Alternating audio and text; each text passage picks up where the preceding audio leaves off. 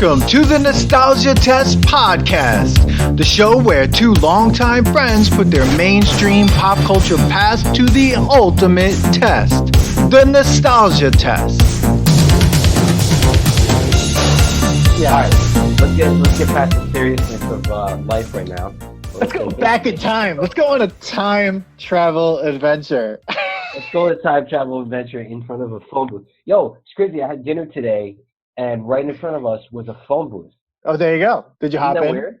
Did you hop in and press some numbers and end up? It's kind of like the, it's kind of exposed. It wasn't like a closed booth, but it was a phone. It was a phone that you put quarters in, and people like take pictures with it because it's like a relic. Why is it still there, Dan? Why does anybody need it? There's got to be a reason, right? I don't know. That people are just taking pictures of it. If you go in the city now, there's these digital boards that you could plug in your phone and charge, and you could also make free calls on. It's weird. So I don't know why there's a payphone booth in Astoria, but they just haven't taken it out. So I had dinner in front of a payphone today, which is funny and ironic that today's episode is going to be about time traveling in a payphone. Oh, yeah. Today's episode, everybody, welcome to the Nostalgia Test Podcast. I'm Dan Dissinger here in LA, and I'm here with my co-host and friend, Manny Coelho. They're in New York. Manny, are you excited? I'm excited to try to go toe-to-toe with you because texting back and forth, I realized that you definitely like this a lot more than me. Oh. But I'm excited. I wanted to watch it. I'm going to be honest, like usually with our tests, I try to watch the movie 2 or 3 times. The first time to be in the shock of the fact that this is a movie that was made. The second time to suspend my belief and be in the movie. And then the third time to take more notes. Mm-hmm. I did not have the time to do any of these two. So I'm still in my angry old man. I'm almost 40, and this movie was annoying to me. So wait, you didn't have the time, no pun intended, to get 2 more watches in. No, even though I should have gone in the paid phone booth today, and maybe I would have had the time. But no, but today we're talking about the 1989 film Bill and Ted's Excellent Adventure. Well, I'm so happy we're doing this film. I know we've been texting back and forth, and I've been getting your vibes from it, and I'm a little disappointed, but it's okay. It's okay. This movie can be frustrating at first, but I did a little research on it, and I have some interesting things to kind of just about like even the making of the film, the way Keanu Reeves and Alex Winter, the things that they did to even make their characters even more authentic. A lot went into it, more than people probably think about Bill and Ted. So, but overall, I'm excited. I got excited. Notes, man. I got notes and notes. I can't wait for your facts. I can't wait for your notes because I was pissed off at this movie. I don't know why. Maybe it was just the day I watched it. I don't know. But yeah, let's get into it. It's Bill and Ted's Excellent, not bogus. So not the second one. Not Bogus Journey. No, not a Bogus Bill Journey. and Ted's Excellent, the first one, and it's 1989. So it was kind of like the 80s was about to have a hangover, and let's make movies in the 90s. Here we go. And here we go. Jesus. I mean, just a little bit about Bill and Ted's Excellent Adventure from the Wikipedia page. Bill and Ted's Excellent Adventure is a 1989 American science fiction comedy film directed by Stephen Herrick and written by Chris Matheson and Ed Solomon. It stars Keanu Reeves, Alex Winter, and George Carlin. The plot follows slacker friends Bill Winter and Ted Reeves, who travel through time to assemble historic figures for their high school history presentation. Bill and Ted's Excellent Adventure received generally positive reviews, was a success at the box office, grossing $40.5 million against a $6.5 million budget. A sequel, Bill and Ted's Bogus Journey, was released in 1991, and a third film, which I am super excited about, Bill and Ted Face the Music, is in post-production and actually was about to be released in August, but depending on what happens, pandemic-wise, we have no idea what's the third film, but there's a third one on the way, and I will just say this, Keanu Reeves, right off the bat, has been in some of the most successful franchises of all time. This guy is just a franchise mission. But yeah, that's just a little bit. But he plays the same guy, Dan. Yeah. Keanu Reeves is Tom Cruise of himself. Like, they all come from this one decade, and they all play the same character. They're typecasted, but it's everybody's okay with it. Everybody's like, "Oh, how was it?" Well, it's Keanu Reeves being Keanu Reeves, and it was awesome. Like you're just like, "What?" Now, I didn't realize that this was kind of one of his first like bigger movies. The one before this was the one about the prom night. It's called like The Next Day or something. I remember seeing it. He co-starred with Aunt Becky from Full House, the one that is going to jail basically soon. Boom. Yeah. But he plays the same stupid, like airheaded dude in most of his movies. And this was a buddy comedy. And for some reason, dude, I don't know. I don't want to be a hater on this, but I couldn't get into this. I couldn't get into that. It was just a stupid comedy. Like it was comedy, buddy comedy, high school thing. I mean, they didn't look like high school. Let's just be honest. Oh, in They the were 80s, pretty close. 80s and 90s, no one looks like high school kids, but they look much closer than most films than when they say high school or whatever. Because if you actually go back and watch Grease, that is the most insane portrayal of any high school kid of all time. Those are adults. All of them are adults. And then now when someone's in high school, there's no way that they look like that. They look way too young. So I think I think they now, were very 89, close they to got it. being teenagers. They were like 20. One of them was 21, and I forget how Yeah. old he was. So they Yeah. were pretty close in the movie making world back then, Mhm. where older people played teenage. But yeah, I don't know. I have such fond memories of Bill and Ted. This movie, what's funny is my entire family loves this film.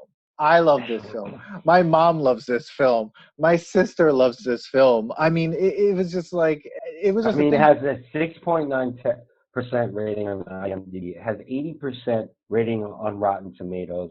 I mean, so it's gotten pretty good ratings, especially Yeah. in comparison to movies that I've liked that were really bad. Like Yeah, Cocktail. like Cocktail. Like Yeah, Cocktail, which had a 5% Rotten Tomatoes, right? Like, yeah.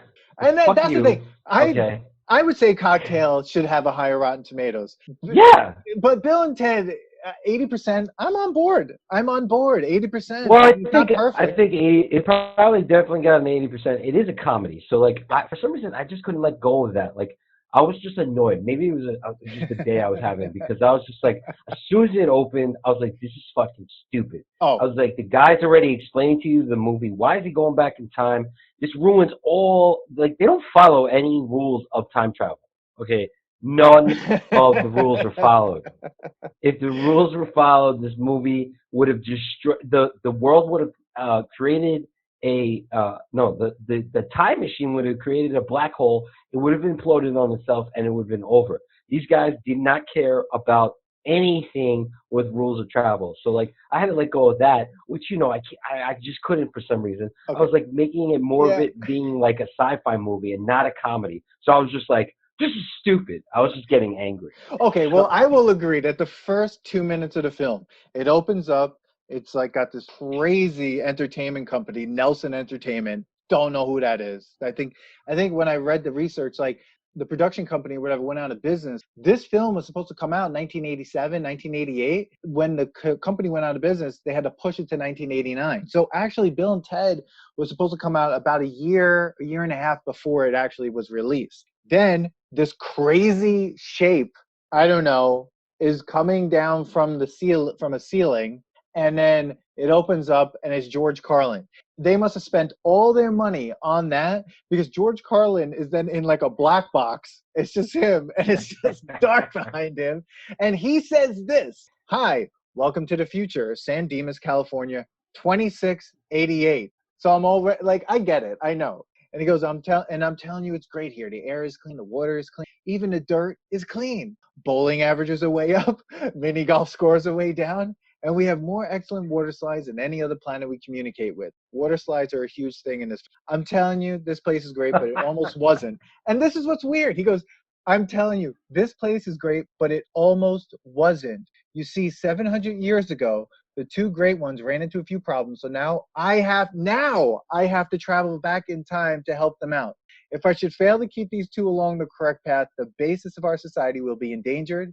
But don't worry, it'll all make sense. I'm a professional. So, So dude, this goes back to making fun of all time travel movies, like especially like if John Connor didn't send him back to sleep with Sarah Connor, then John Connor never would have been born. So who, like, what? Like, your mind is melting right there. So the only way for the future to look great is that Rufus goes back. Is that his name, Rufus? Yeah. Yeah. Goes Sure. back to help them. But yet, he wouldn't have been in the future that was paradise without them already having a good future. So there's a yes, multiverse problem. Yeah, there's a yes, huge multiverse problem because even the grammar of that. I mean, I just want to say there's two things that tell me they either didn't think about this. He basically goes, I'm telling you, this place is great, but it almost wasn't. So you see, 700 years ago, the two great ones ran into a few problems. So now I have to travel back in time to help them out. that's it. So he's okay. So basically saying, 700 years ago, something, didn't happen. But you see, right now, right after I say this, I have to travel back in time to help them. Mm-hmm. So huge, huge multiverse issue. Huge movie ends. Movie ends right there, Dan. Yeah, no, movie the movie ends should, right yeah, there. absolutely. Goodbye. But so far, in the couple of episodes that we've done, all 90s movies should end within 10 minutes. But no, it's a comedy. So here we go. Yeah, absolutely. Here Here we we go. We end up in this amazing 90s, almost 80s, 90s to the extreme world where Bill, played by Alex Winter, wears a crop top the entire time. Or crop top sweatshirt. What is he wearing? Is that from Bum Equipment? Remember Bum Equipment? Bum Equipment was like God, an yes. athletic. Yeah. Like dude, he was wearing a Bum Equipment sweatshirt that he cut that I thought maybe I don't know what I was watching.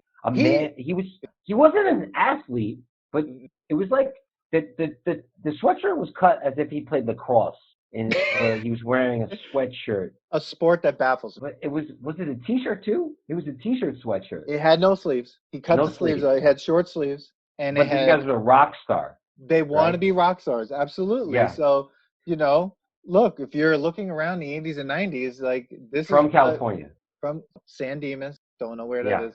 But they want to be rock stars. They can't play their instrument. They're terrible. They don't know how to play any instrument. They're trying to record a video right in the first scene. But what's funny is they're recording this video right before school. Right before school. Which means they must have woken up at least at 5 a.m. to start recording this music video, which means it's got to be 6 a.m. Definitely 6 a.m. This reminds me of Back to the Future when Marty goes and plays guitar at Doc's house in the morning before school. Yeah. And what time is he doing that? He's doing that at 5 a.m.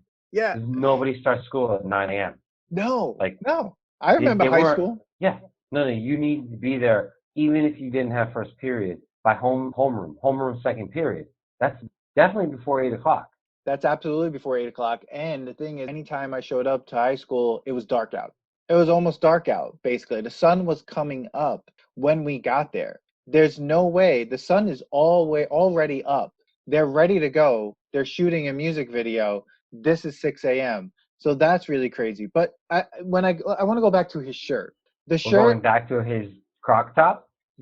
Belly button? Because that I have to watch the whole movie? Well, I mean, that's what we're going back to? I mean, if you remember Rocky 3, I mean, Stallone wore a belly shirt probably the whole film. But Stallone was an athlete and he's a boxer. I'm watching a guy who's in high school who wants to be a rock star, who apparently is saving the world and time travel with a crop top sweatshirt, who does not do any sort of exercise throughout this whole time. He's not getting physical. Okay? We're not jazzercising, Dan. Okay? This guy is wearing a crop top sweatshirt. But Ted, we haven't even talked about the other guy. Ted and his amazing haircut, and his getup. I don't know what he's wearing a vest, a t-shirt under the vest, and shorts. But is he wearing a shirt tied around him? I forget if he's wearing. He wears a shirt tied around him the whole time. Yeah, that guy is wearing a jacket or a long sleeve shirt. It's not cold. This guy doesn't need to be wearing that. Okay. I'm looking at a picture of Ted right now. Because Bill wore the shirt around him, right? He tied the shirt around him. Ted is wearing, I guess, some sort of jacket or something tied around him too. T-shirt, vest, shorts, but he's wearing sweatpants underneath his shorts and they're pulled up to his knees. Yes, another kind of gym clothing. They are wearing so many clothes. There's so many layers. A lot of layers. Is it because it gets cold at night? Probably because it gets cold tonight, but here's the deal. That is way too much. If you're wearing sweatpants underneath shorts, how are you getting the short? Like, what are you thinking in the morning to put the sweatpants on? And then you're like, all right, now I got to get my shorts. And then you put your shorts on. Then, I guess, a jacket. And then to top off the whole ensemble, you definitely need to put a vest on. Yeah, I mean, they're basically both wearing Rocky outfits separately. Because Rocky also wore a T-shirt. I mean, Rocky also wore sweatpants and shorts over the sweatpants in the Rocky movie. So I blame Rocky for all of this clothing. His outfit, both of their outfits were based on Rocky. Yet they want to be hair metal band, some sort of metal band, or I don't know what they want to be. They definitely want to be rock stars. The name of their band, Wild Stallions. All right. Wild Stallions. Great. Yes. But everyone knows that. They have a problem, right? Suck. They suck. And Ted's dad wants to send him to military school in Alaska, and they're going to fail their history exam, which is their presentation, which ends up being the most intense history presentation of all time. I've never seen a senior presentation like that. I mean, we'll get to it at the end, but I mean, it's quite possibly one of the most insane things I've ever seen. Why is it that their whole high school career relies on the senior presentation? It's not even just like, it's like for one class, social studies. We're not even talking like social studies. For our younger audience, there used to be a subject called social studies. Yeah, like that in the 90s, it would have been social studies. So these guys, like, what other things did they have to do? Did they pass all the other grades, the other classes that they had? Did they pass home ec? Did they pass math, science? No, it was all relying on the social studies project at the end of the year, which some reason had to be in front of the whole school. That was crazy. So originally the script had it where they were only going to do the report in front of their class, but they felt like it was just too anticlimactic to have it at the end like that with just in front of their class. Also, these two characters originally were supposed to be 14, but they made they aged them. Thank God, they were supposed to be like these like brain dead like 14-year-olds. When Keanu and what's his name was there, they were like, no one's gonna believe that they're 14. Oh, and they were supposed to be like not liked. Yeah, they were supposed to be not liked. Apparently, Bill and Ted were somewhat liked in school. Like they didn't really like bring up whether they were popular or not. That didn't even come up. It was kind of just like they were just these two boneheads in school. Like I wasn't like they played like they were stupid. Yeah, but it was like, were they high? Were they supposed to be high? I don't know. Like, were they trying to say that people that were in rock bands were just dumb?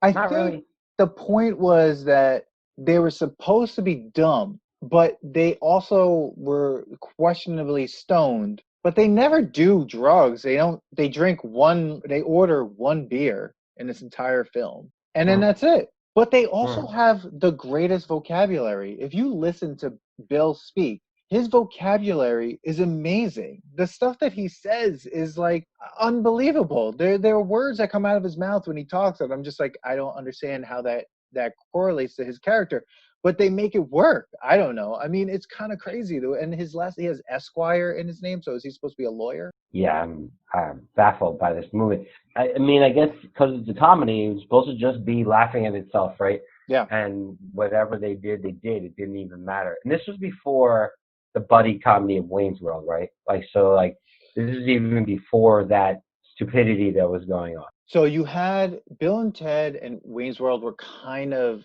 it's odd to think about which one was first created because Mike Myers was in Canada doing Second City, Toronto, making the Wayne's World and the Wayne character, right? But if you're looking at films, Bill and Ted definitely was released before Wayne's World. But the characters were kind of like happening in a somewhat simultaneous way. Because the way Bill and Ted was created was the two writers of the film had a stand-up routine or some comedic routine together that they developed these two characters. So both Wayne's World... actually three characters. Oh, okay. But one of them got bored and left the show. Because it was supposed to be like these two characters were just talking about stuff that they really didn't know anything about. Just kind of like we do right here on this podcast. And like, and they were just talking nonsense. And I guess the third character left and then I think his name is Bob or something, and Bob. Bill, Ted, and Hey, Bob. Bob. And yeah, and then I guess that's what developed into the movie. Yeah. So Yeah. they did come out pretty close to each other, but how much came off of Bill and Ted afterwards, and I know we're going all over the place, but it's just like you have Bill and Ted, you have Bill and Ted's Bogus Journey, you have a Bill and Ted cartoon, which I watched all the time when I was a kid. You had a Bill and Ted cereal. You had Bill and Ted everything. I mean, Video game. The video game. I mean, I loved watching that cartoon. It was amazing. I do remember being really into it, and I do remember liking this movie. And thought I was going to be like, "Oh my god, this movie is amazing." And like I'm kind of going over the scenes in my head right now, and I'm like, "Yeah, it's pretty good," but like I don't know, man. I didn't get the same feeling. But so we're kind of all over the place. Let's go back. We're reeling back. They start off. They're in trouble right away. Yeah. Let's also talk about the fact that it was Bill's mom, stepmom, is a young woman who's apparently really good looking, and his dad just married her. And I think she might have been a senior when Bill or something were in school, because Ted says, "I can't believe I asked her to prom." Yeah. And so Bill, you don't believe this, but Bill is definitely in love with his stepmother. And they talk about this the whole time, and you're like, no, yes. It even happens. I do not think that he's in love with her. I think what it is that okay. What it is that, yes, she was a senior in high school when they were freshmen. So, it's like anything where you have that kind of weird worlds collide thing. And now she's the stepmom, and he's got to deal with kind of seeing this ex-classmate, basically, as his stepmom. I mean, I know that, like, you're saying that he's in love with her. I think he's just kind of like weirded out by the fact that he thinks that she's attractive and that she's also his stepmom. I mean, sure. What was weird is they made it a scene, and they made this, like, apparently it's supposed to be funny, but it's kind of creepy. They're both in a room. The stepmother comes in, gives them cookies, and then they're told to leave as the father and stepmother stay in Bill's room, and he gives him a creepy look like, "Yeah, I'm about to get it in." And that's in his son's room. Yeah. Yeah. Like that was in that comedy, Dan. That was in what we watched. We basically watched what would be considered softcore porn, or even the beginning of a porn, right there. What is it? What is this scene that we're watching? It wasn't even funny. That was super creepy. Funny. That was super creepy. I immediately was like, how did he meet her is beyond me. Like, but at the same time, it's just like, that's your kid's room. Yeah. Go into your own room. He even looked at his son like, yeah, it's happening. It's happening. It was such a weird scene. Yeah, that was such a weird scene to be in it. I was like, this was released to the public. Like, you could edit so many things, and I'm sure a lot of scenes have been edited. They chose to keep this one in. They're like, this movie was 2.5 hours long in the original cut. Thank God they didn't lower it. Well, it was more of a speech about history. Yeah, dude. They had Babe Ruth was one of the characters that got kicked out. The original script was crazy. I'm glad they didn't do that one. I will agree, that was a creepy scene. That whole relationship is creepy. That whole relationship. But that girl at the end, she sits next to the teacher. She definitely had sex with that teacher too. Like definitely, because she goes like, "Long time no see," and like the principal like looks at her. Yeah, the history teacher was like, "Oh, how you doing?" Like, what's happening? But that was the 80s and 90s. I mean, when you think back at how gross some of these other relationships were, there are films where I would rewatch them and go, "No, there's something wrong with that." I mean, let's not even get into the odd things that go on in the movie Labyrinth. There's a problem in that film that that is horrifying. But at the same time, this project that they need to do to graduate is due the next day. So all this happens in a single day, in a way. Well, it's time machine. Right. We haven't even got to the time machine. So here we are. The time machine was supposed to be a car. It's supposed to be a van, yeah.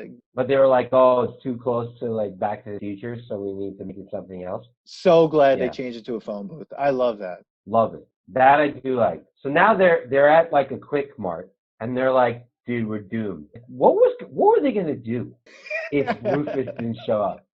Nothing. They were gonna fail. He was gonna go to Alaska.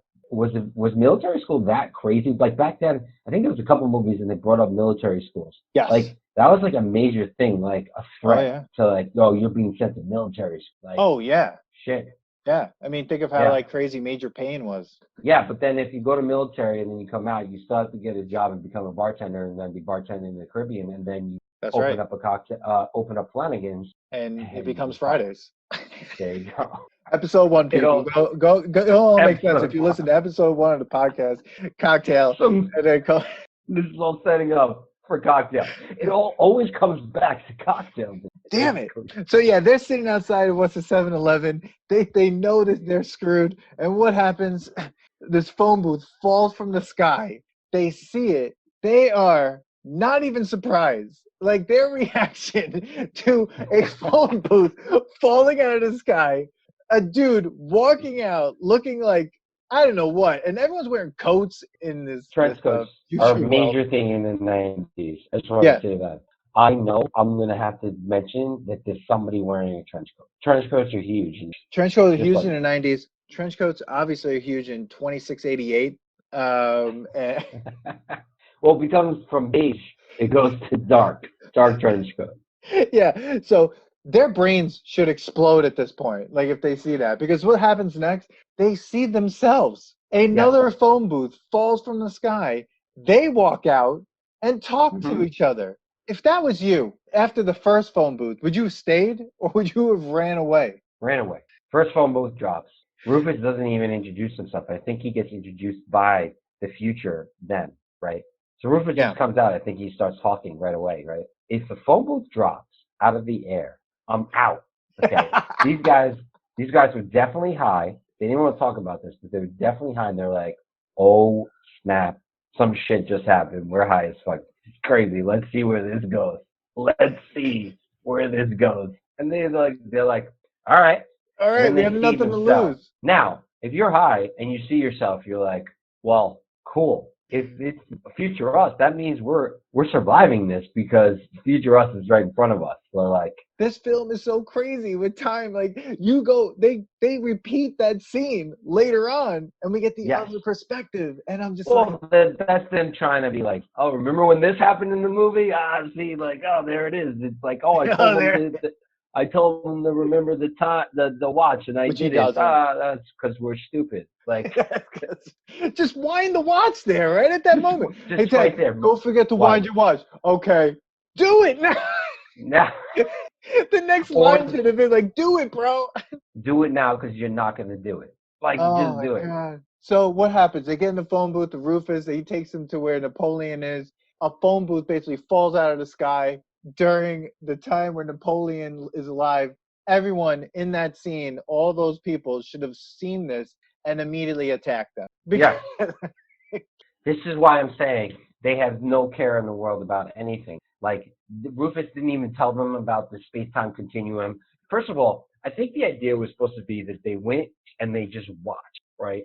I don't think the idea was that, because if you remember, so what happens is when they leave and they watch the battle, I don't think they're really absorbing anything except like, oh shit, there's people dying, right? And Napoleon falls into the wormhole and then all of a sudden shows up. And that's when they get the idea of starting to travel around this whole thing, right? And kidnap people. Yeah, well, I think the idea was supposed to be that you're supposed to go in time and watch and observe and see where this is going to go.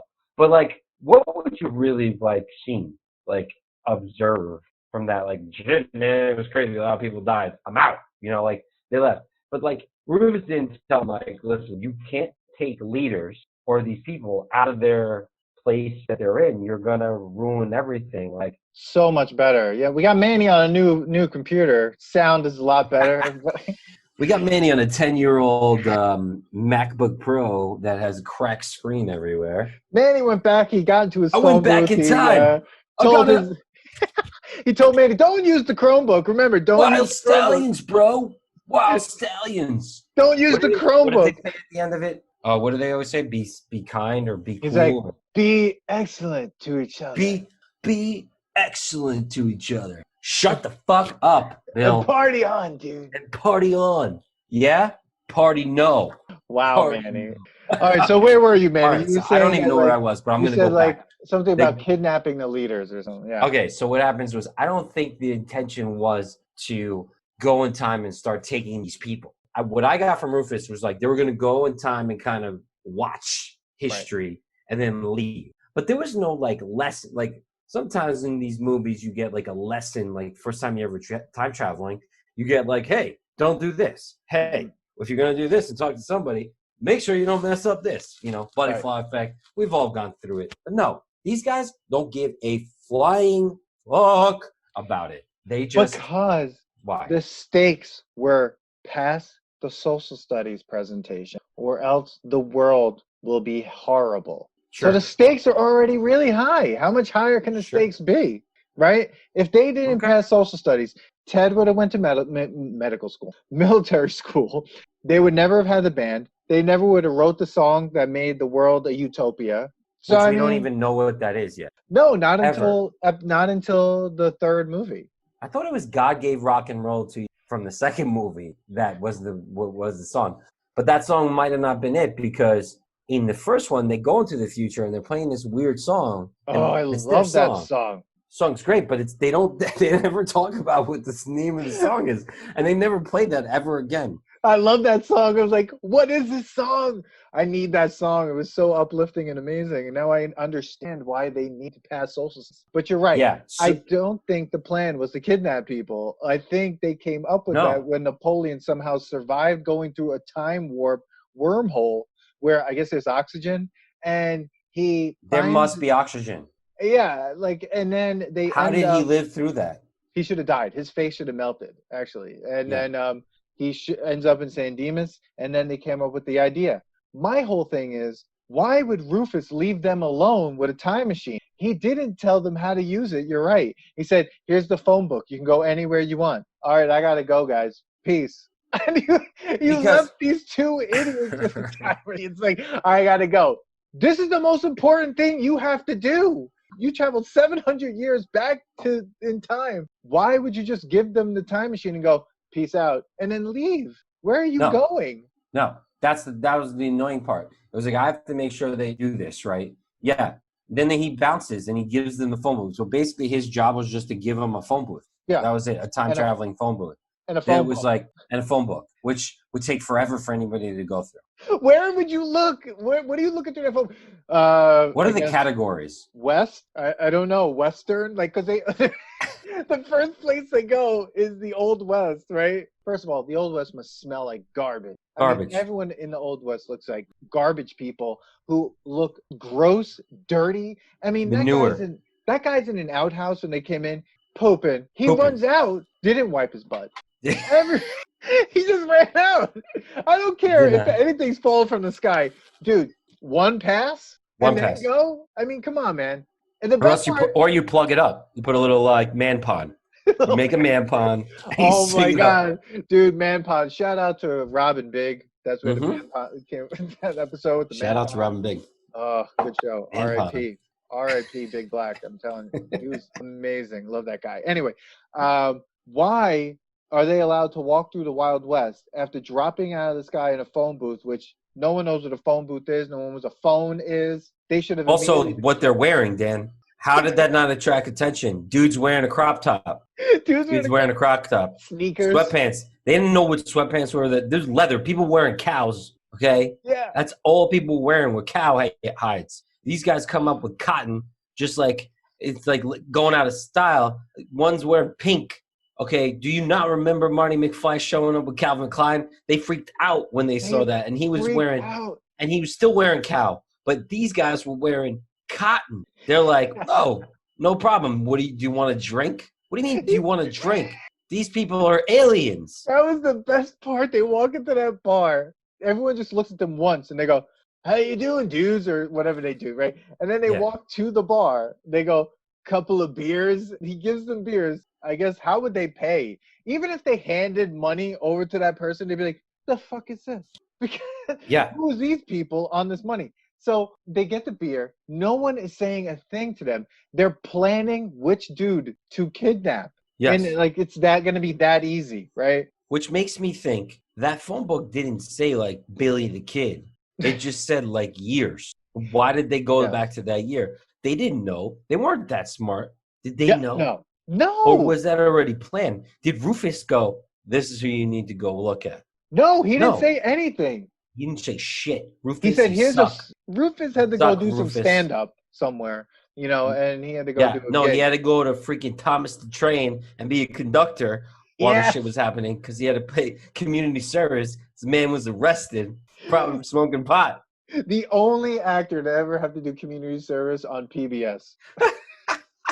So they meet Billy the Kid. This is one of my favorite parts, though. Billy the Kid has them sit down and play poker with them. Yeah. How are they being allowed to sit at this table? No one is freaking out that these two aliens from another planet are sitting down at this table playing cards with them. They should have shot them immediately. Yeah, they were like clowns. Did they have circus back then? I don't know. Dude was wearing a crop top. I'm going to keep saying crop top. And a curly blonde haired dude that had a haircut. Fresh haircut. Oh, yeah. No, he had a fresh haircut. Billy the Kid. No beard. No beard. None. You're They're not clean. from the Wild West. Where are They're you from? clean. How are they not calling them Yankee or something? They This is smell the like Wild soap. West stand. But They smell like soap.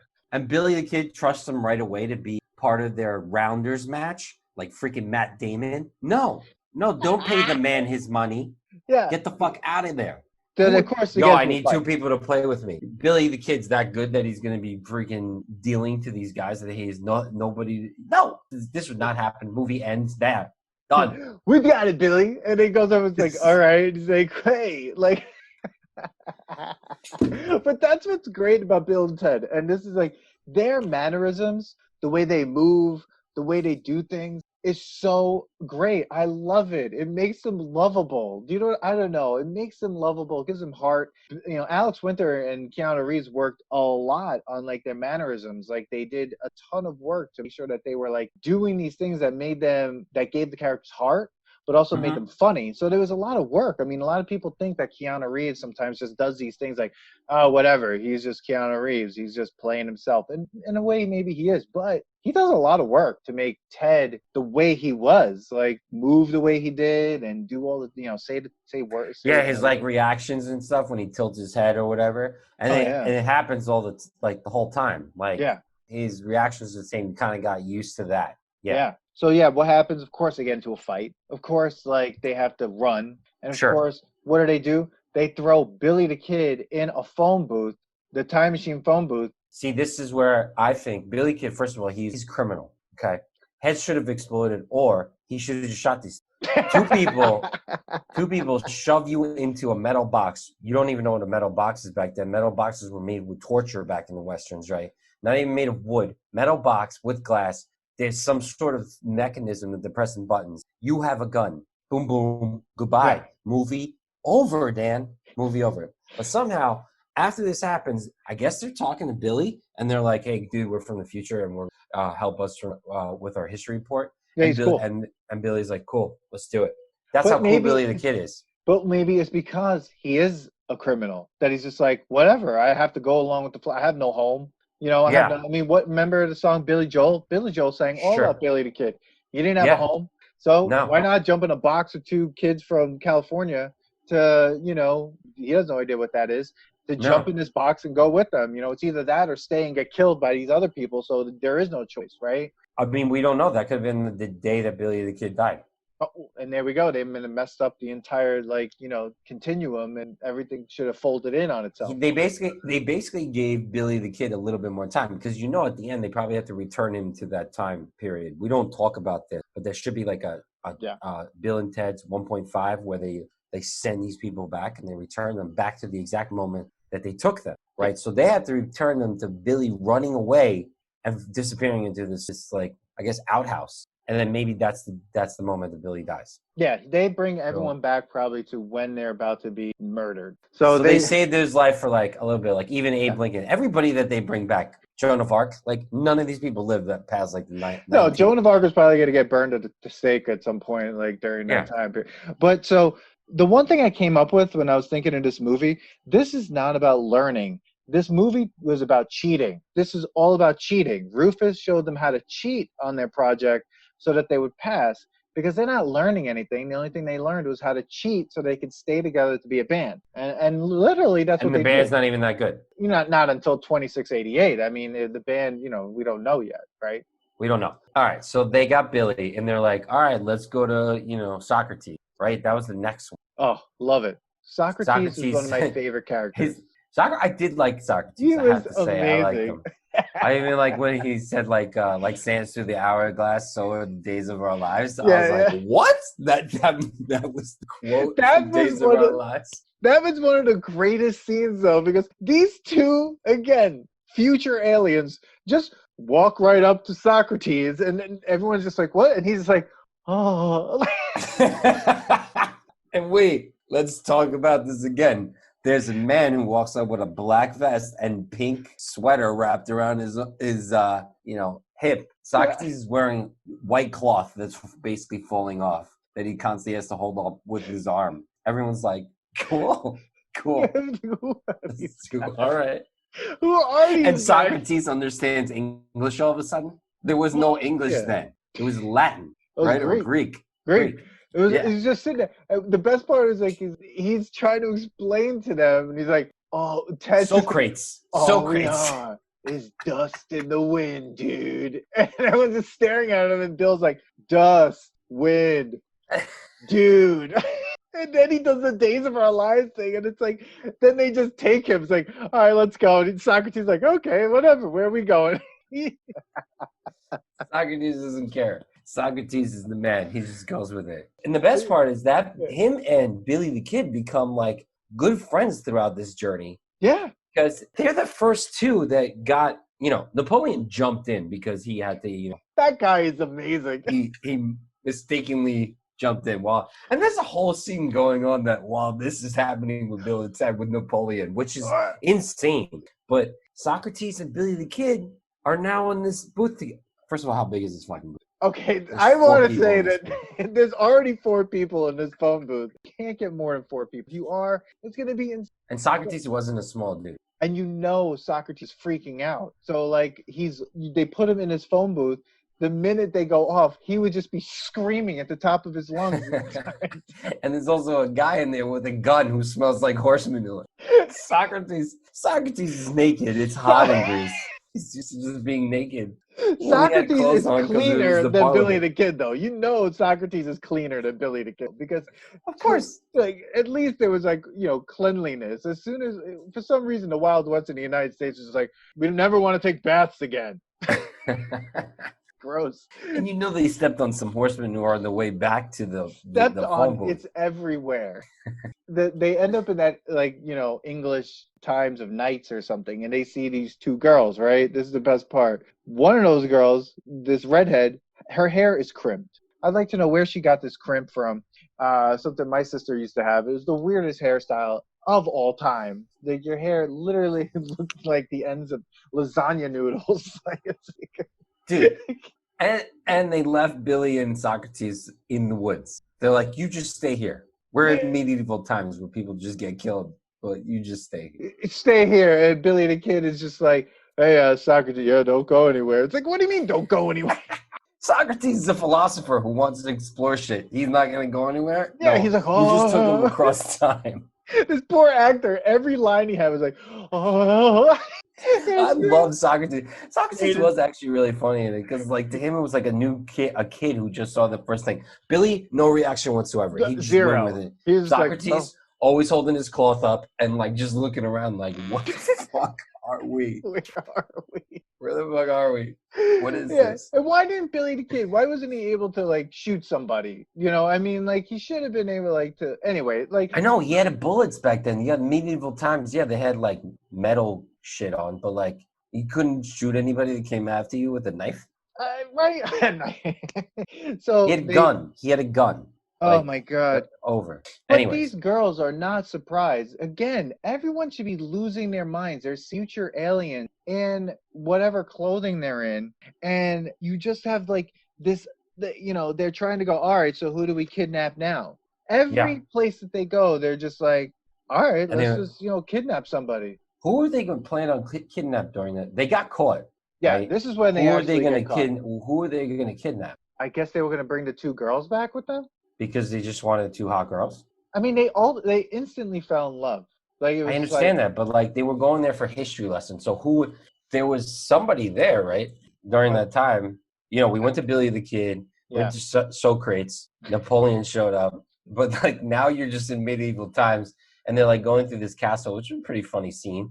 But like, and then they're about to get beheaded. Well, no mention of maybe it was the king. Maybe it was I the don't know. king, but this was the first area going back in time where no one had a historical significance. Yes. This is literally just created to like meet those two girls to create some sort of action and to freak us out for a minute, because what happens? They get into a little like, first of all, I want to know how they got into those into the knight's costume.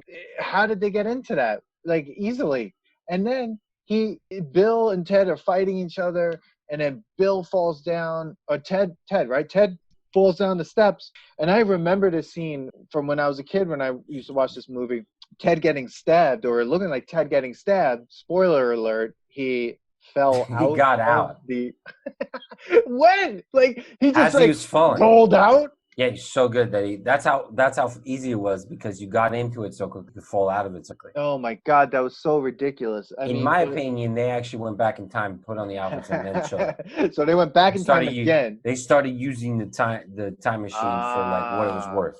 There you go. Yeah. Because up until now, they were pretty much using the time machine 1% of technology, just going to one place and stealing people. They weren't really using it to their advantage. Like the fact that they even had to worry about what time it was crazy, because you were never going to be late to the project, because you could literally wait until the last minute, or not even wait. You can never show up there for 50 years and then go back. Yeah, just go back at the time that you need to do. Basically, what's happening in this movie is not real time travel. It's Inception, right? Like, you know, like in Inception, when like every time you incept someone, it goes slower and slower, or whatever it is, and your time is fast. Their present time seems to still be happening. It's still happening because Napoleon, like, backtrack to where Napoleon is with one of their brothers or something. Worst brother of all time. Terrible.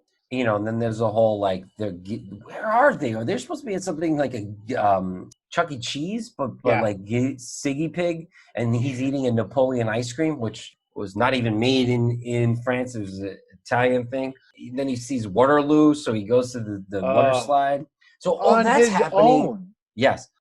So that's all happening while they're still time traveling. Yeah. But in linear time. It's not like they left and they came back and they were like back before they left him there. Right. Like, shit was still happening. Everything is happening parallel to each other, which is such a weird setup for a time travel film. Because you would think that like it doesn't matter what happens. You could literally jump back in time to when Napoleon was first brought back, and it will all be fine. Like, you don't even need to like worry. But like there's this weird worry that they'll never make it to the thing. But for me, when I watch this, my belief is so suspended that I'm like, oh man, they got to get back to that social studies presentation. I'm not even thinking of this issue that has to do with like, well, they'll never be late. They don't ever have to be late to this. They could literally just go back to a certain point, and then that's it.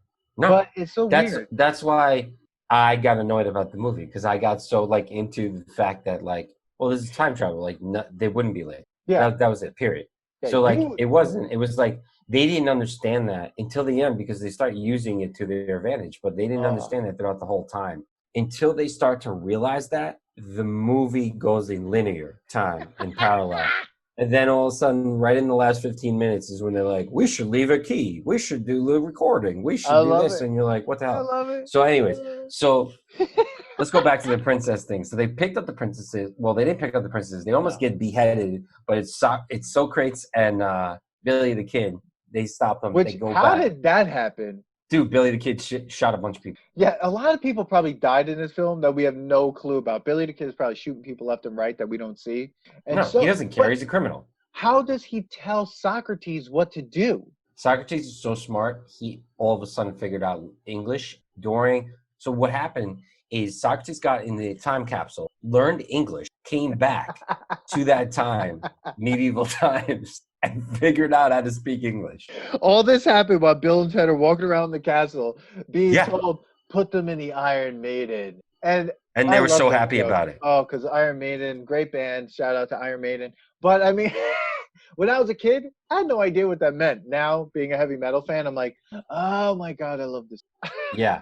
Like Well, they should yeah, make movies of what was happening I would love while that. this other thing is happening. Like I would sub love that. movies of like, yo, Bill, actually this movie should have been called Socrates and Billy, the kids' most awesome adventure. Because they went on an adventure. Because all of a sudden they show up. They're the guards. Yeah. Like, how did they even How pull did they that off? sneak in? How did they get the guard uniforms? How did Yeah. he tell him to hit the rope? How did then they escape? And at the same time, thankfully, once they do escape and they because they got to dial numbers. How long are these phone numbers? And then when they're running away and they dial the number to escape the medieval times, it's out of order, the number that he calls. Mm-hmm. How is any of this out of order? Isn't it any year? So shouldn't any number work?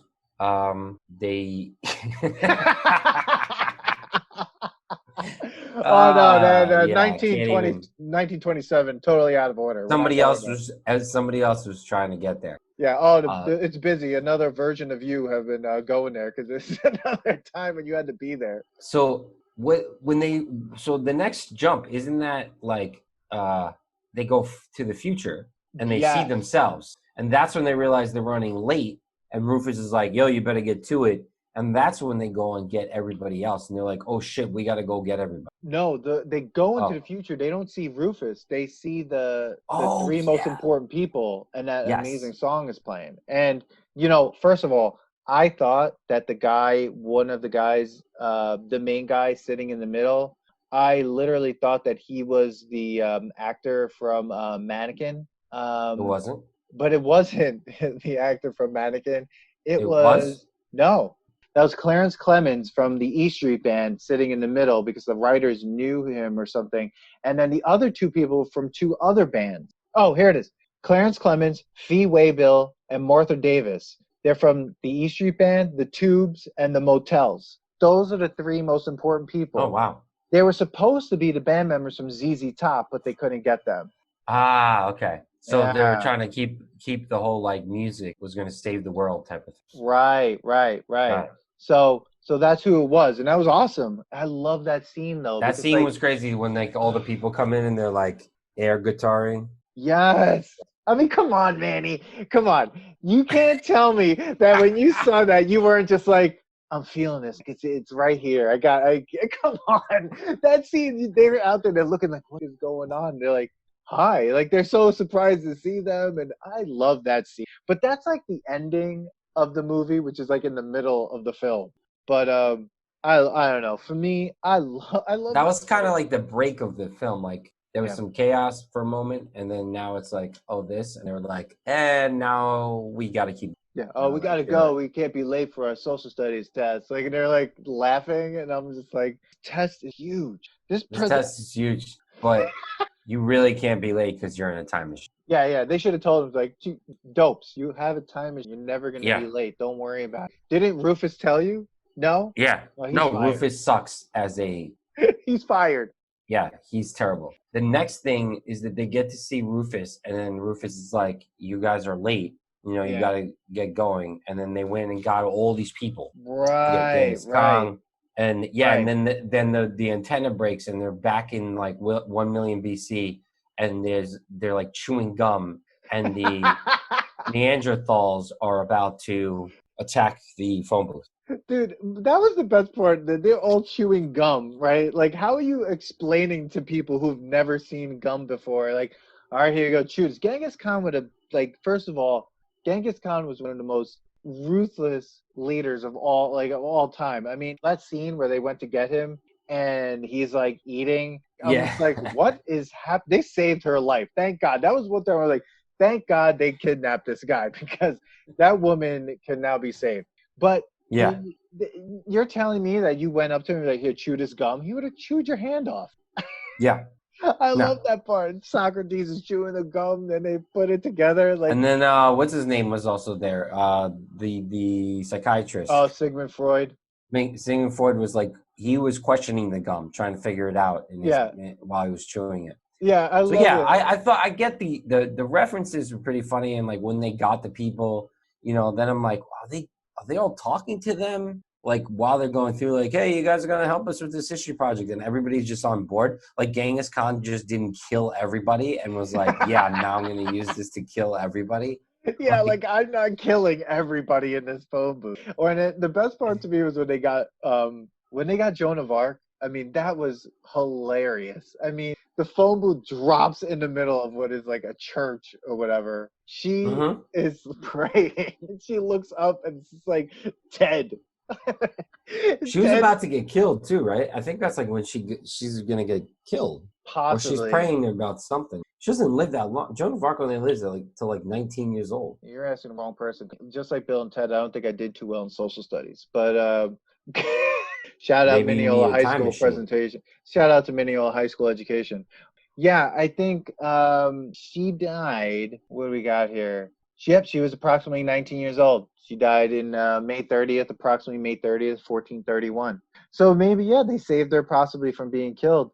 But they are going to drop her back off, so she is going to die anyway. So. Yeah. I mean, if I was any of these historical figures, I wouldn't have gone back. Hell no. If I was Socrates, why would I go back? No. All right. So they get all these guys. They go back. You know, love this. They're back at the stepmother, like being cool with all this. Like she's just like, they're like, oh, listen, we need to get to the school, or like, where's Napoleon? Napoleon has been obsessed with Waterloo. Oh my God. The water park that they have, which is like, this dude's scene is just that. It was kind of like a Charlie Chaplin. He was just ridiculous. And he was like Mr. Bean. Yeah, Mr. Bean. But it was nice about him is like, he's had such an adventure. He ate ice cream, which he probably should, that was probably blew his mind. He's also going to hang out with Ted's brother. He's wearing his military outfit. There's, at the same time, and which means he has a sword. At the same time, he's bowling. Remember they took him bowling, and he's writing the bowling scores. How did he learn to do that? Because dude, he's a general, so he was somewhat smart. So he knew how to do bowling. He knew math, and like they might have just taught him how to do the scores and stuff, but they leave him there. Oh, right, because he was cheating or whatever. Yeah, he was smart enough to cheat in bowling, to know how to cheat in bowling. But yeah, they leave him there because he's the worst younger brother ever. And somehow Napoleon, who was probably sleeping under a bridge that night, finds himself in a water park with a sword and his military outfit. They let him in. Gets right in. Size of a child. Yeah. So he is going down these water slides. First of all, there are no rules at this water park, obviously, because like the way he was going down that water slide, you can't go down a water slide like that. That was Action Park, Dan. Action Park. It had to have been shot. Like, remember that water slide we went to when we went across country? Yeah. They had no rules there. That water park was almost as problematic as Action Park. Well, Action Park was a really bad fucking water park. Yeah, like that. They would never have that right now. No, they can't. People would be getting sued left and right. Absolutely, yeah. But crazy. He goes to a water park. I mean, all of these things should blow his mind. And it does. It totally blows his mind. He's cutting a line. He's running up and down the stairs. He's running on the water slide. I mean, how did they find him even at this water park? I don't even know. I would say that out of all the people that Bill and Ted got, Napoleon had the best time because he got to spend time there, literally. Yes. Where everybody else was just in the phone booth the whole time until they had to do a freaking presentation. These two freaking high school kids from the future brought you back to do a presentation while Napoleon, who ends up, we know how he he doesn't do well. His history sucks, right? But like, he had a pretty good life for the 15 minutes that he was like waiting for them to, the day of, because he just hopped on a ride, and he got to do all these things. What money did he have, though, to pay for that entrance to the water slide? Oh, remember, he got in because that woman brought all those kids, and he somehow got in, dressed like a French general. Well, he looked like a child. The whole point is that he was a child who was dressed like a French general. He was a child with a costume on. He was a child that went to Party City, and the parents were like, you could wear whatever you want. Yes. Because basically they were trying to say that Napoleon the only character that could do that was Napoleon because he was so small he got mistaken a child. Okay, but while this is all happening, all of these other historical characters are in the mall, Yes, and they because left they them need to go there. find Napoleon. So they Bill and leave. Ted, I'm telling you, give a shit about nothing. They leave Beethoven, Sigmund Freud, Socrates, Billy the Kid, Joan of Arc, Genghis Khan. I think that's it, right? I think that's it. They leave Abraham all, Lincoln. and Abraham Lincoln. They kidnap Abraham Lincoln. So Yeah. they take all these people and they bring them to the mall, and they just leave them at the mall, being like, all right, we're going to go find Napoleon now. Yep. Mall scene. Genghis Khan would have killed 90s everyone. mall scene. First of all, this was the classic 90s mall scene. Loved it. I don't know. I loved it. Loved it. I'm going to say I did like this scene. Oh. This is the scene. I like the scene where Socrates and Billy the Kid, they try to pick up those two girls in it, like out of nowhere. Like these two are wearing costumes. They're just straight up like, yo, we got this. They make fun of Sigmund Freud because he was ruining he like ruined their game. Yeah, He was basically cock blocking. And like, Socrates was so pissed off, and he would just be like, he basically was charades the whole time. Like Socrates did and just charades the whole time. He said something to Freud at that scene too. I forgot what he called him. Yeah, he called him something. He that Billy basically called him a cock block. Yeah.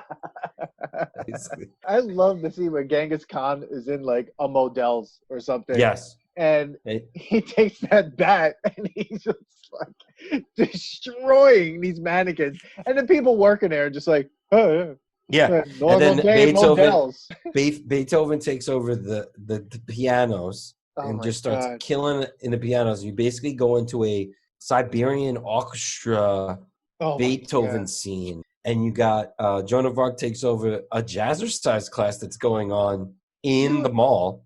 Dude, malls used to be crazy. There was an exercise class going on in the mall. Yeah. Full on exercise class. Full on in the mall. What kind of mall is this? Well, where are we?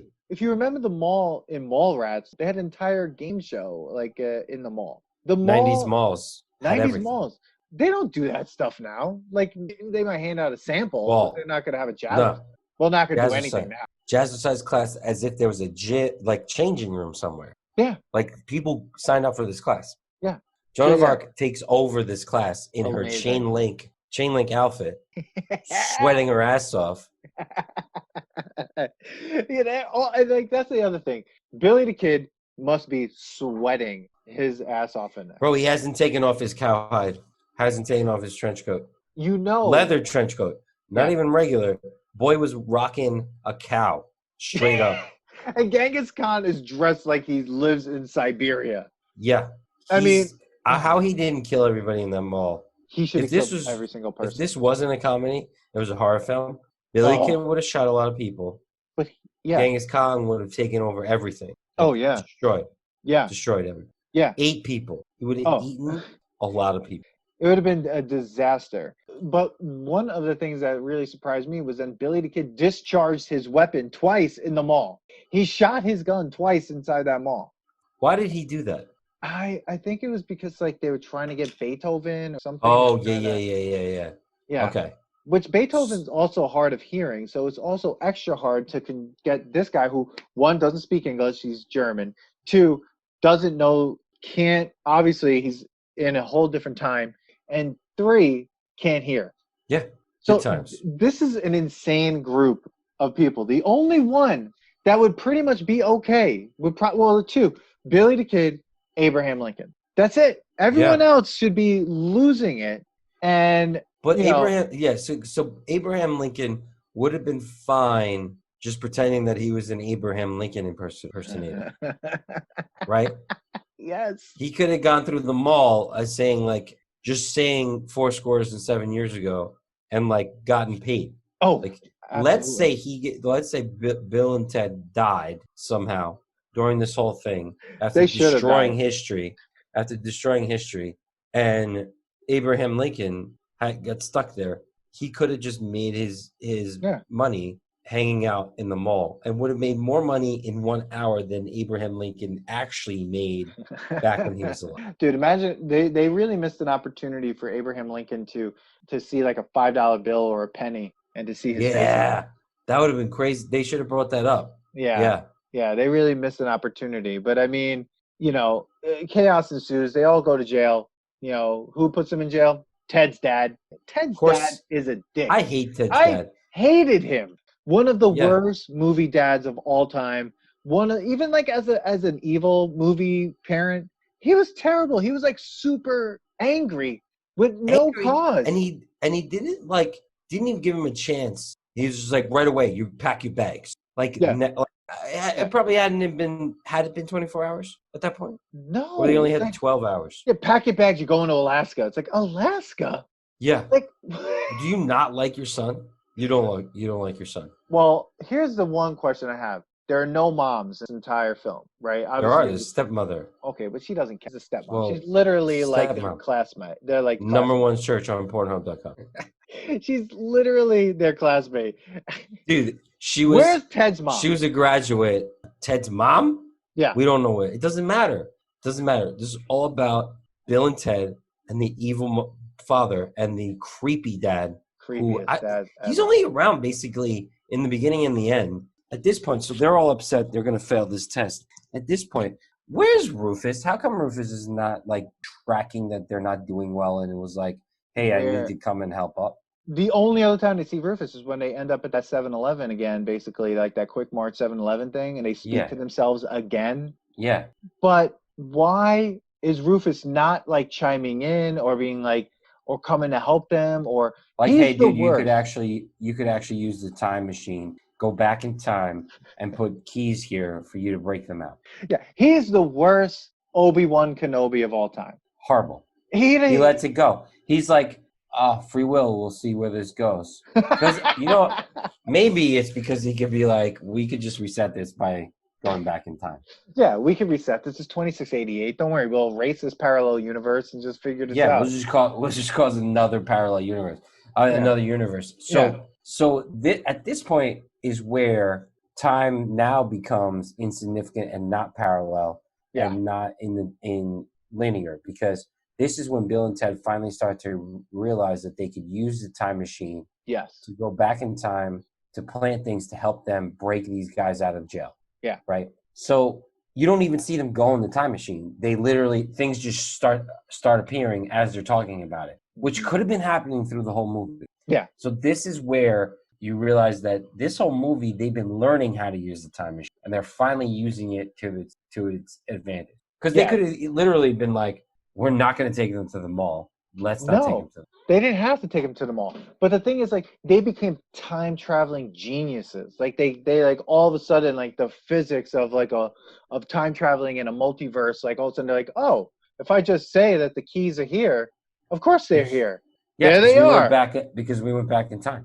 And we went back into, remember when we went back in time, put the keys here? It's like, oh yeah, I do. Well, look at that. They're here. It's like, weird, crazy Donnie Darko shit at that point, where it's just like, time doesn't matter. Here's like this weird time, like worm. And like, you just say things or we did it. And of course it happened because I'm saying I did it. Of course I did it because time travel. So they use this now to break them all out of jail. Movie finally starts to turn into a real legitimate time traveling. This is when I start liking it. So this is one of my favorite parts, when Ted is like, don't forget the trash can or whatever. And a trash can falls out of thin air from nowhere and right on top of his dad. Yep. Now I believe everything else. I can get everything else. The keys are there, the tape recorder, like whatever. These are objects you could place on them. You can figure it out. How a trash can falls through a roof of a building and then on top of his dad, I have no idea how time travel even like plays into that happening. No, I don't know. They'd have to place it and let it go in midair and leave and not be seen. I don't know. Yeah, there's when you suspend your belief. Now, this presentation, one of the most intense senior presentation spaces of all time. The whole school shows up. Yeah, man. The whole school. It's in the whole school is subject to your presentation. And one of the presentations, literally Billy Madison stole this entire part from this movie. Yes. When that kid is like that idiot, which if Bill and Ted are failing, how is this kid not failing? How is this kid not failing? He does Boring this as whole shit. thing. Yeah. And then he goes, San Dimas football rules or whatever. And I'm like, and everybody loses their shit. I'm like, wait a second. That's Billy Madison. Billy Madison, Adam Sandler stole that from Bill and Ted. Yes. Or was it an homage? Was it? And of course, they don't give Bill and Ted any time. They immediately get Fs, like before they even like have a second. And then somehow they become technical wizards. They have lighting. They have everything. Everything is set up. It is the craziest presentation I've ever seen. They have this, at this point of the movie, they've become time traveling geniuses. So they have gone back in time or in forward of time, figured out how to be technical genius. Pause for a second. They still haven't learned how to play guitar, but they figured out how to be technical geniuses. And they were like, let's make this project look amazing. And they got somehow all the people come out one by one out of that fucking phone booth. Is the phone booth disappearing and reappearing with the person each time? There's like 8 or 9 people coming out of this phone booth. Like they're all coming out of this phone booth, and it is quite possibly the greatest presentation. This presentation had to be like 3 hours long. Oh, dude, it was 3 hours. There was a point where Bill and Ted are sitting down and like Napoleon is showing them a diagram, and he's like, I don't think it's gonna work. And they're playing Risk at the same time. What he was talking about? The diagram is when Napoleon is invading Russia, and in history, he loses that battle. So that it was funny that Ted says like, yeah, that's not gonna work. Like, so basically, it was just showing how much he knows history. Like they all of a sudden became history wizards. They Geniuses. But this is when they bring up Sigmund Freud is psychoanalyzing Bill, and then Ted. Bill. Well, he does both of them, I think. No, right? he's about to do Bill, and Bill's like, no, you don't need to do me. I just suffer from Oedipus complex. Oh yeah, that's why I'm saying he's in love with his mother, because he even knows the Oedipus story. But how? If they're failing social studies, right? They're failing social studies. Where did all this information come from? They like narrated everyone's bio. They narrated all these things. They created like whole like layers of complex ideas and analysis. But a day before this, they were knew failing. Nothing. Knew nothing. Anything. How is that possible? I guess time travel makes you smart. Or it's just like a lesson in like when you actually put some effort in, you surprise yourself. Lessons on lessons. Yeah. So they have the greatest presentation ever. Abraham Lincoln steals the show. Does his little 7 minutes ago. Which, by the way, what he says, I forget exactly what he says, but when he says that time, it's how long in the movie we're in when he says it. I was like, so this is actually pretty funny that they put all these little things in there. And they blow everybody's mind away. Yeah, at one point in the audience, people are eating food. And I'm like, where? Dude, there was intermission, probably. There's an intermission for their project. People in San Dimas love San Dimas. Anyone says anything about San Dimas, they lose their minds. Oh, dude, Socrates. Yeah. He's like, and he loves San Dimas, and they're like, oh! Could you imagine if that was our high school and someone did that, and he loves Mineola, we'd be like, boo! What? Yeah. What are you talking about?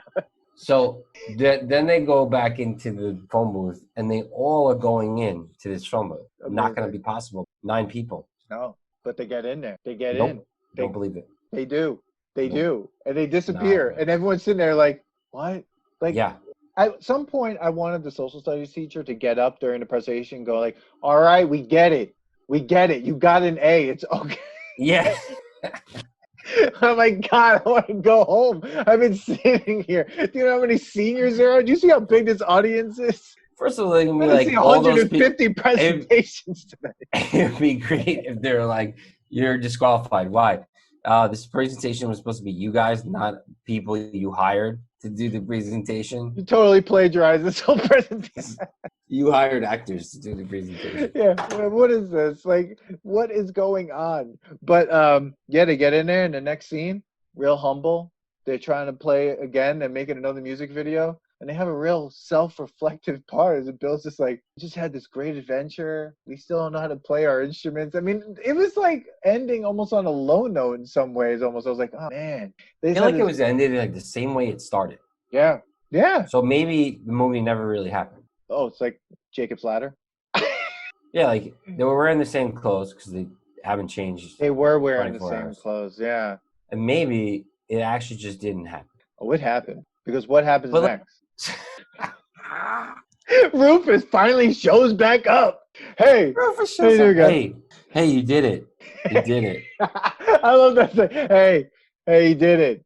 Hey, here's some girls. Here, Their minds should be blown at this point. Yeah, we took the princesses from the past and brought them to the future. Yeah. The only two characters that stayed in the future are these princesses because you love them so much. Yeah, met them for 5 seconds. Yeah, and they're in the band as well. Yeah, in the future. That's right. And now they have credit cards. I don't know how they got credit cards so fast. And then Rufus gives them. Was that a joke to like, oh, don't give a woman a credit card because they'll spend it? Was that a backhanded joke? I think it was. Dan, I have no idea. It's quite possible. I mean, Dan? I'm not saying it was the 90s, Dan. There were a couple problematic things in there. Yes, there was a homophobic part where they, said, the F word, homophobic slur.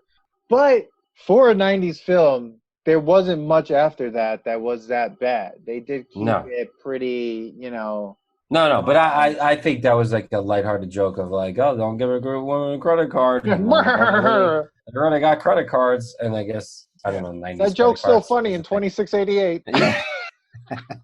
Hey, it's a utopia, but it's still misogynistic.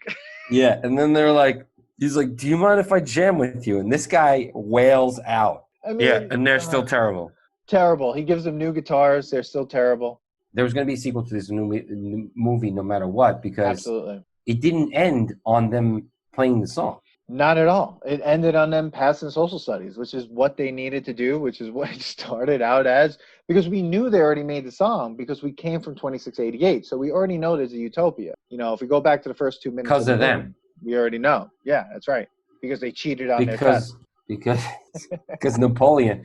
Actually, this movie only actually happened, and they only passed because Napoleon fell through the fucking wormhole. Because they wouldn't have gotten the idea without Napoleon falling through the wormhole. They just would have gone and watched things. Right. They just would have gone and watched things and probably gotten themselves killed. Because if they were going to go to the medieval times, they would have gotten killed there. Because they almost did. If it wasn't for Billy the Kid and Socrates, they would have been dead. They already knew, like, I guess this is where our journey ends. I'm like, can you imagine? Like, you go to 2 places, then you end up in this 3rd place and said, all right, crap. And Rufus is over. Like, oh, damn it. Maybe I should have told them what to do. Maybe I should have stayed with them. I am from the future. I know how this works. I should have been there, like, no. Don't do that. Put that down. These are the numbers that you need to dial. Don't look at the phone book. Yeah, these are the numbers. Here's a piece of paper. Dial this one first. Do it in this order. Yeah. No. Here's a future phone book that brings you all through time. I'm not going to tell you really how to use it. And then bye-bye. And then he sees them 2 other times. Once in the middle being like, hey, remember this part? And then at the end being like, hey, I went back and got these 2 girls. Yeah. All right. You forgot these 2 girls. Yeah, we returned everybody. Yeah. We're bringing these ones back. I would love to see those scenes. Returning people being like, all right. They should have. You gotta go.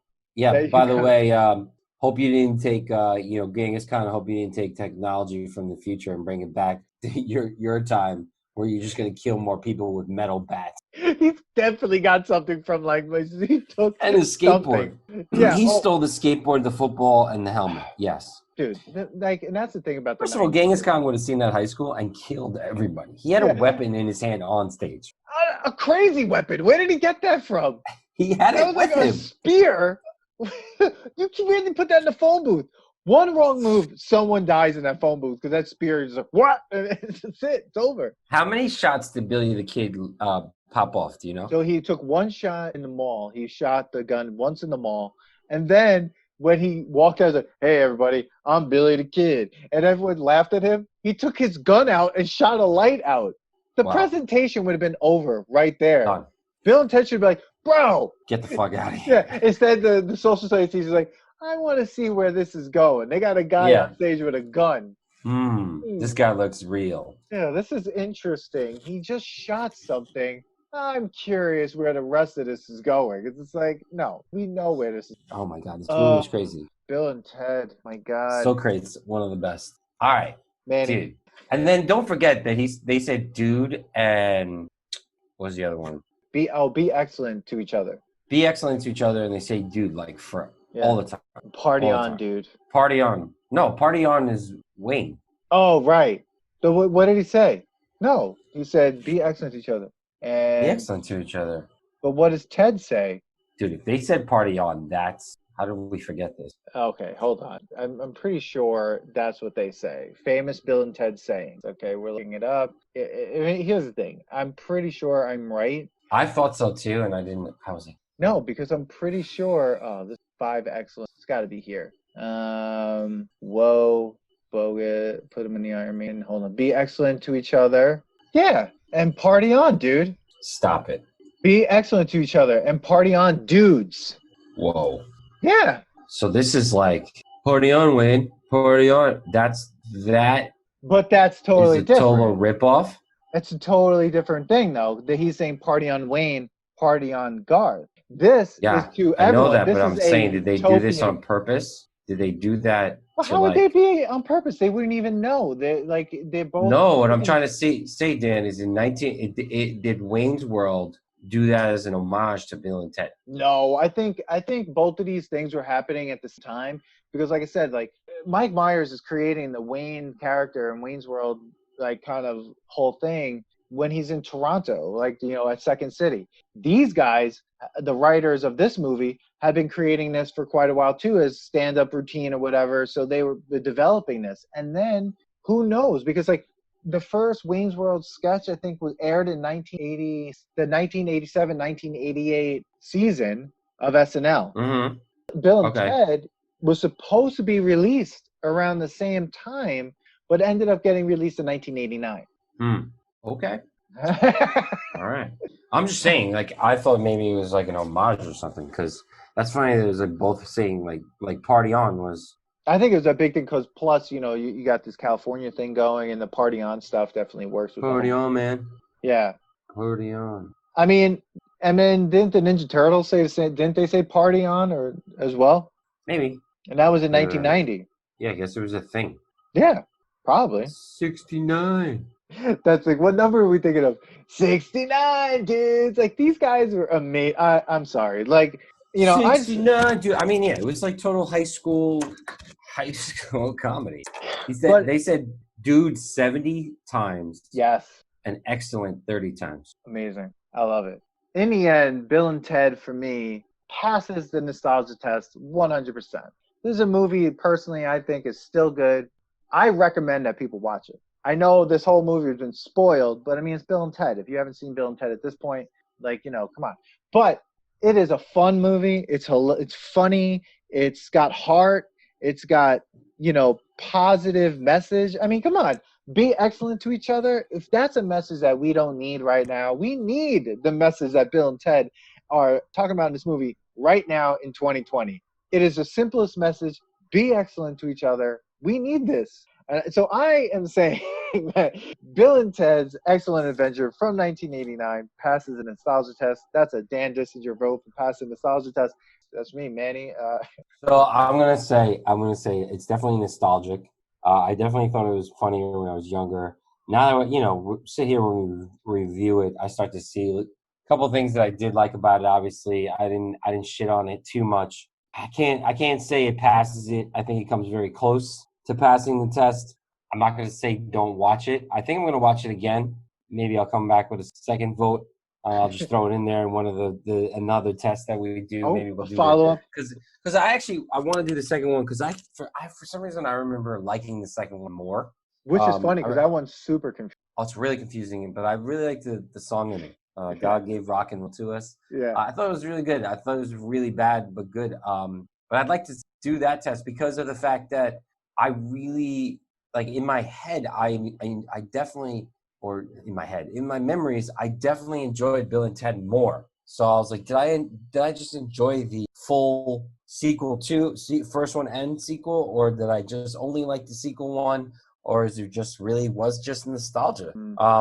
Like I said, it didn't pass with flying colors. It's definitely creeping up there, especially after talking with you and just laughing about this whole thing. It is ridiculous. It is amazing how it spawned so many other buddy comedies like that, like the Stupid Dude, 69, Party On. You know, the messaging. Yeah, man, it's a great thing. I think we definitely need to be excellent. It is a good message. I think, even though it was played by two deadbeat dudes who were actually really just who also wore Rocky's clothing. Yeah, and just also Keanu Reeves obviously goes on to be like Keanu Reeves. He's been in movies that are going to show up on this podcast that we have to do. Most notably, Point Break definitely has to be something that we look at. Johnny Utah. But Alex Winter, he's had a career that people. When I revisited Bill and Ted, I was like, what has he been doing? He's been an award-winning, documentarian. He's been doing other writing and directing and being in writing, directing films that have gotten so much acclaim, but have been under the radar, right? Like he's doing other things. And just because he's not in some box office smash film, that someone isn't doing something, but he's been doing some awesome work. And I think people need to check out a lot of his other films and documentaries. So we have one pass and one just remains nostalgic. So it's still in a good space. It's not getting the take your pants off and jacket. Is that our ranking? If it doesn't really make it at all, it's take off your pants and jacket. I think I feel so bad saying it that way, but as of right now, yeah, because as of right now, nothing in our test has failed that hard. Well, at this point, by the time this episode comes out, we could say that it's not Three Musketeers bad. Yes. Oh yeah, I forgot this is little time travel in the time travel podcast. All right, man. So I'm gonna say last words is last words, Manny. Be excellent to each other. There you go. Party on, dudes. Thanks, everyone, for coming to another episode of the Nostalgia Test Podcast. Tune in next time to see what else pops up on the test. And, looking forward to the next one. Have a good one. Peace. Thanks for listening to today's episode. Please subscribe to the Nostalgia Test Podcast to know when new episodes drop. Don't forget to leave us 5 stars and a positive review so more people can find the podcast. Share your thoughts and memories on today's topic on our Twitter @NostalgiaTest and on Instagram @TheNostalgiaTest. Tune in next time because you never know what pop culture will pop up on The Nostalgia Test.